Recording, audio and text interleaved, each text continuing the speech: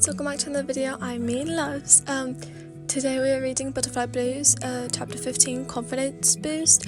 This is going to be a little bit rushed and I'm sorry for that, but literally I have to spend 5 hours in a vehicle because we are going on a trip again and it is 5 hours away from where we live, and my mum told my father that we would be there in like less than 20 minutes and like 15 now, so I'm going to try and get through this as fast as I can, so I'm sorry if it's a bit rushed for your taste. Anyways, let's get into the video. Nagisa sat to the right of me on a small couch. We were talking about something funny and it had me cracking up, but not as much as Ria did when she plopped on the sofa in front of us huffing. "It's over." We both turned to her in a fit, which she didn't find amusing.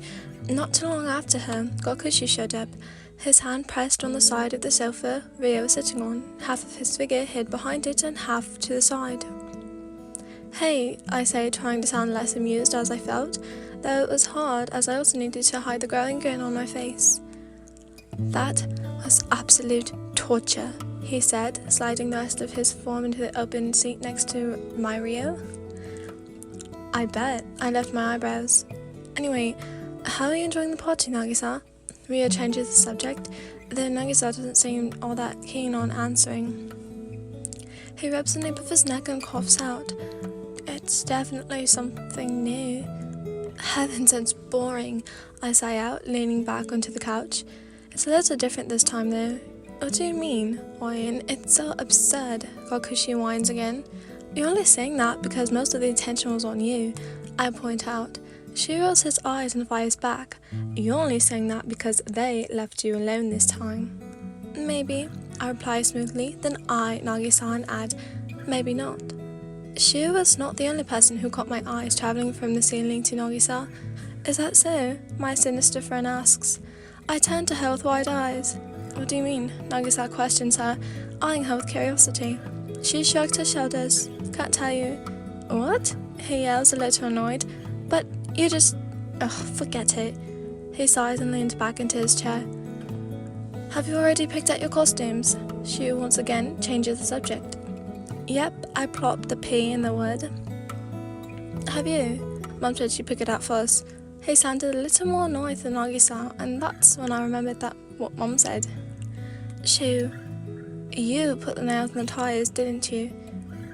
He didn't even try to defend himself, blowing some air out of his face and putting it back intact with the rest. He agrees. "I've had enough playing that puppet. I want to show it." I sadly smile. They won't listen otherwise. Then Watria did the same, but just as well placed her hand on top of his, a knowing one. His head shot to her at the touch. He hesitated before snatching it away. "Thanks, but I don't need comfort, especially from you." I shake my head. "Shoo, be nice." "It's okay." Rio does her best to hide the sadness in her voice, and to be fully honest, I almost missed it. However, my eyes are not the only trained senses I have. My ears caught just a whiff, but it was there. Before I could blink, Mum was standing over Gokushi and Rio saying we should start getting ready to leave. I stood up with Nagisa copying me. I told him I needed to get my purse from the room and that he was welcome to join me if he didn't mind. Of course he didn't. I wouldn't want to stay in a room full of snakes either. "Your brother seems..." he started. "Mean? I know, but once you get to know him, he's actually a tolerable person." I sigh, then turn my head back to his and smile. He nervously chuckles again and states, "Actually, I was gonna say conflicted." "Oh," my breath fades. "Actually, before we go any further, I should say something. On a time schedule, can it wait?" I say, sorrow covered in my tone. I know he could hear it, so he didn't take it deeply. "As much as I would like to say no, you're right. Besides, it's not your father who scares me the most. Your mother is very intimidating." I laughed, and here I thought you had a secret relationship with my brother. Nagisa's eyes widen into loops as if his mind is trying to wrap around how I got that assumption. Jokes, I hope." His sweat drops.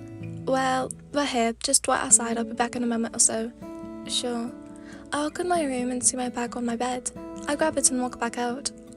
I had packed it earlier today since I knew I wouldn't have time to pack it now. Nagisa still had a dazed look on his face as I linked my arm with his. His faded and went pink and questioned my actions. Ryan, why did you do that? Just for a moment. It feels right. Please? I leaned into him, and as short as he is, his figure fit mine perfectly because compared to me, he could have been at least 5'6". Okay. The words stumbled out, but we continued walking back, and finally we made it to the garage. We'll take the back road, okay? Nagisa nodded his head, his adorable pigtails flowing back and forth. I have to admit I was a little jealous of how pretty and soft it was. We hopped into the SUV and made a deadaway for the back 2 seats. After us, Shu and Rio faltered in, and soon the garage door was lifting up and the car was put into reverse. My mask matched my dress a bit. It was mostly silver and blue though, because that's the colour of Cinderella's dress in the stories. Nagisa wore a small crown on his head. It was silver instead of gold to match the mask. Nonetheless, if I didn't know him, he'd look like an actual prince. I looked to the side, curious as to what Mum had chosen for Shu and Rio's costume. It was super adorable. Shu's was a green hat with a feather through it. It was obviously supposed to be Peter Pan, so when I looked at Nakamura, I expected her to be Tinkerbell. I was right, of course. Rio was wearing a green and white face mask with silver glitter practically everywhere. It was cute, smart and cute. I definitely gave it the wine seal of approval. I thought, nodding my head in agreement with myself. What are you so proud about? Nagisa whispered, leaning on my body. I blushed. So close. Oh, sorry if I made that uncomfortable. He chuckled, leaning a little back, but still close enough to be able to hear my answer.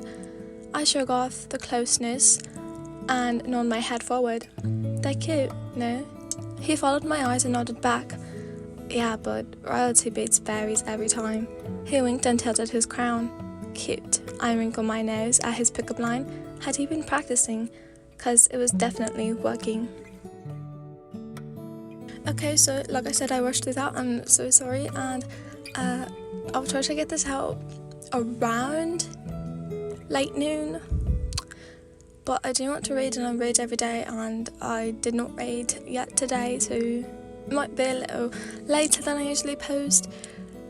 But yeah, I might not even post a lot this week because of the trip we're going on.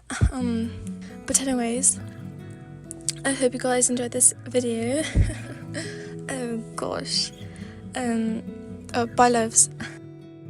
Mean, I know, but once you get to know him, he's actually a